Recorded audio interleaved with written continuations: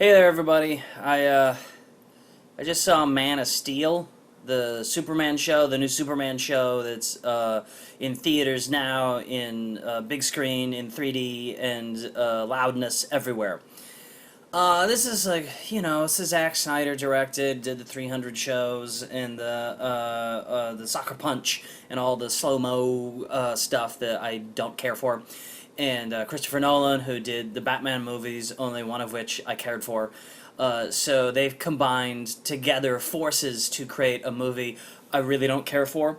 And it's easily the most sad and depressing Superman movie ever made. So there's that. But yeah, I mean, it's doing well. It does deliver finally on the one thing everybody's wanted from Superman movies, which is giant super battles and destruction and Superman punching the hell out of things and wrecking stuff.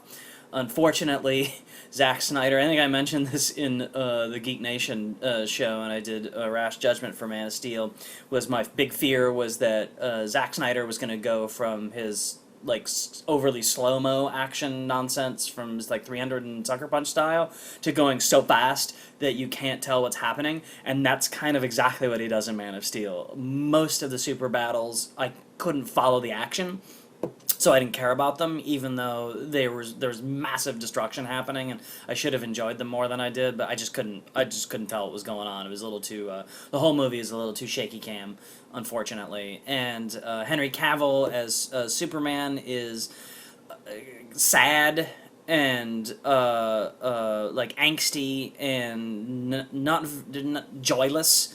It's weird. It's weird choices to go with the Superman. Everybody's kind of joyless in the movie. It's like they're all just kind of doing their jobs. Is the attitude that everybody has, and they can't have too much fun. Otherwise, somehow the realism of the movie will be ruined. Michael Shannon is the only one as General Zod who approaches some scene chewery funness, but that's even tamped down by kind of the dour tone of the film. And yeah, Henry Cavill. The thing with British actors is I think it's my laundry. I have to change my laundry.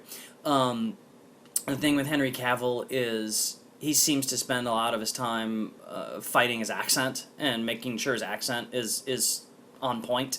So that kind of also seems to make him very reserved. So again, I think he's greater than Brandon Routh, but still very, very far below Chris Reeve, and he really needed some of that kind of heart to the character, I think, to make Superman work, for me at least. Perry White has an inexplicable diamond earring, so I don't know if that was in the script or a character choice by Lawrence Fishburne, or just he forgot to take out his earring when they started shooting, and continuity was like, well, we gotta keep it now. Yeah, what else? Yeah, it's Superman's costume looks like it's made out of old fruit roll-ups. It's weird. I don't like it.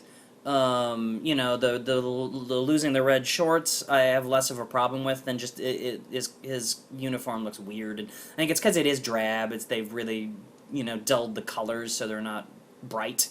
And while I don't think they should be super bright, they should be brighter than they are in this movie. The movie's kind of drab. Man of Steel, I don't know, he's beardy. For the first hour is super slow, and there's so many flashbacks where they have to retell his origin. Russell Crowe as Jor-El, I actually kind of liked him. He looked like he was actually kind of having fun, and he got to do some actiony stuff in the first hour, but it's slow. It should have been a 90-minute movie. 90-minute punch fest, and that's that. But Man of Steel, it's making a shitload of money, so there'll be more men's of Steels in the fruit roll-up costumes, and that's it.